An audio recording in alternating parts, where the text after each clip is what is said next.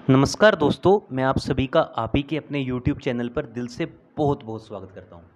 तो दोस्तों, इस वीडियो में हम डिस्कस करेंगे प्राइवेटाइजेशन ऑफ गवर्नमेंट बैंक्स। आप काफ़ी टाइम से न्यूज़ सुन भी रहे होंगे कि कुछ बैंक्स का यहाँ पे प्राइवेटाइजेशन की बात चल रही है।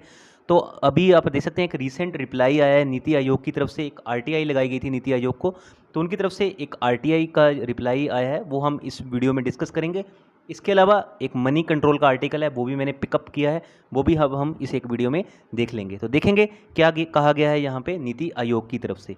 तो दोस्तों, आपको पता ऑलरेडी हमने देखा है रिसेंटली कि बीपीसीएल का भी प्राइवेटाइजेशन की बातें चल रही थी, उसको भी अभी 8-9 महीने के लिए टाल दिया गया है, क्योंकि हमने देखा है कि वहाँ पे काफ़ी ज़्यादा सरकार डिसइन्वेस्टमेंट करने वाली थी, वो अभी कुछ टाइम के लिए टल चुका है। तो अभी यहाँ पे एक आरटीआई लगाई गई थी, आप देख सकते हैं। तो kindly provide the detail of the 2 public sector bank and 1 general insurance company which your office has recommended for proposed disinvestment or privatization as on the date of your reply। तो basically आपने देखा होगा किस तरह से इस बार जो जब यूनियन बजट आया था, तो हमारे फाइनेंस मिनिस्टर ने 1 फरवरी को अनाउंस किया था कि 2 पब्लिक सेक्टर बैंक और 1 जनरल इंश्योरेंस कंपनी को बेसिकली यहाँ पे प्राइवेटाइज़ किया जा सकता है। तो उसी दिशा में आप देख सकते हैं इनकी तरफ से रिप्लाई आया है कि जो ये इन्फॉर्मेशन है वो अभी प्रोवाइड नहीं की जा सकती, because it could harm the competitive position of the parties. तो बेसिकली जो बैंक है या फिर आप कह सकते हैं जो इंश्योरेंस कंपनी है, उसकी कॉम्पिटिटिव पोजीशन को हार्म कर सकती है। तो दोस्तों, ऐसा बिल्कुल हो भी सकता है, क्योंकि इससे क्या होगा, जो डिपॉजिटर्स हैं या आप कह सकते हैं जो कासा या फिर इवन टर्म डिपॉजिट या फिर रिकरिंग डिपॉजिट वहाँ पे करते हैं, एफडीआर करते हैं, वो अपना पैसा भी निकाल सकते हैं। Definitely it could harm their position.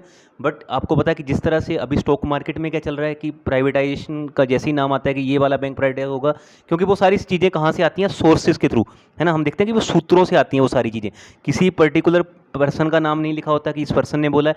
वो बेसिकली अभी सब कुछ क्या चल रहा है, वो स्टॉक्स का मैनिपुलेशन चल रहा है। हम देखते हैं जिस जैसे ही बैंक का नाम आता है, वो स्टॉक अपर सर्किट की तरफ भागने लगता है। तो ये सारी चीज़ें अभी मीडिया में हो रही हैं। बट मैं यही कहूँगा कि अभी इतना जल्दी पॉसिबल नहीं है सरकार के लिए भी प्राइवेटाइज कर पाना बैंक का, इसलिए ये सारी चीज़ें जितनी भी है सूत्रों के हवाले से आ रही हैं। तो एक और न्यूज़ आर्टिकल है जो भी रिसेंट है, ये मनी कंट्रोल की तरफ है। तो आप देख सकते हैं fear of job losses grip employ of smaller PSUs as privatisation talks progress. तो हमने रिसेंटली एक न्यूज़ देखी थी, शायद आपने भी वो न्यूज़ देखी होगी, कि जो बैंक प्राइवेटाइज होंगे तो जो भी एम्प्लॉयज़ हैं उनको 1 वर्ष का, मतलब कि 1 ईयर का यहाँ पे जॉब सिक्योरिटी मिलेगा।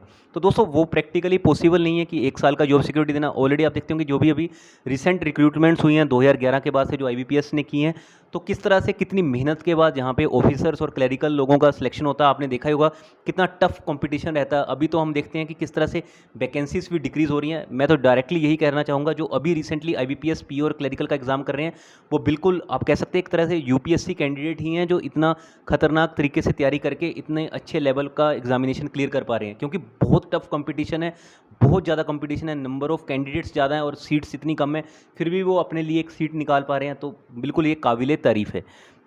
तो आप देख सकते हैं according to different news reports, जितनी भी चीज़ें हैं, आप कोई भी न्यूज़ उठा के देख लेना, हर जगह यही लिखने को मिलेगा न्यूज़ रिपोर्ट। अगर हिंदी में पढ़ोगे तो आप वहाँ लिखा होगा सूत्रों के हवाले से खबर आ रही है, किसी भी पर्सन का यहाँ पे डायरेक्टली नाम देखने को नहीं मिलता है।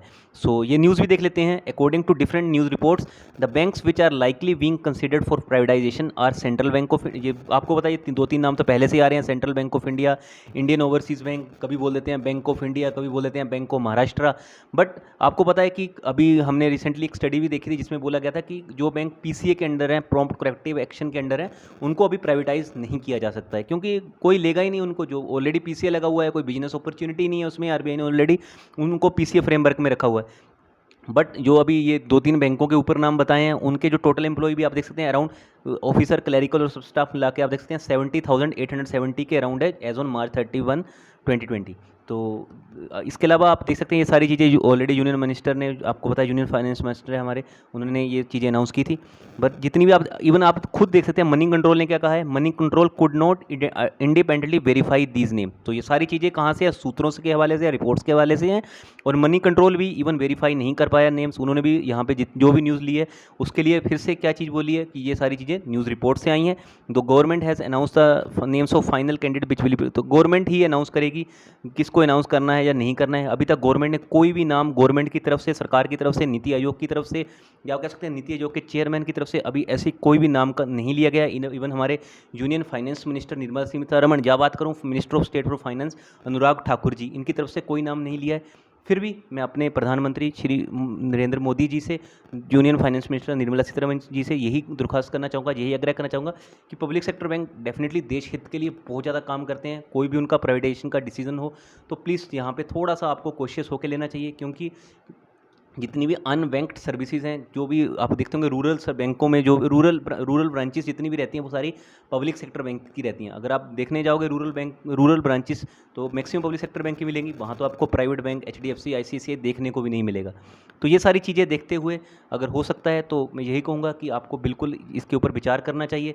बाकी फाइनली जो डिसीजन रहेगा वो तो आपको पता गवर्नमेंट का ही रहेगा। तो देखेंगे आने वाले टाइम में क्या न्यूज़ निकल के सामने आती हैं। तो चलिए दोस्तों, इस वीडियो में इतना ही था। जो अब न्यूज़ अपडेट थी वो मैंने आपके साथ अपडेट कर दी है। वीडियो अच्छी लगी होगी तो लाइक करना, अपने दोस्तों के साथ शेयर करना। बहुत जल्दी मिलते हैं नेक्स्ट वीडियो के साथ, और अपना कीमती समय मुझे देने के लिए और चैनल को सब्सक्राइब करने के लिए आपका बहुत बहुत शुक्रिया।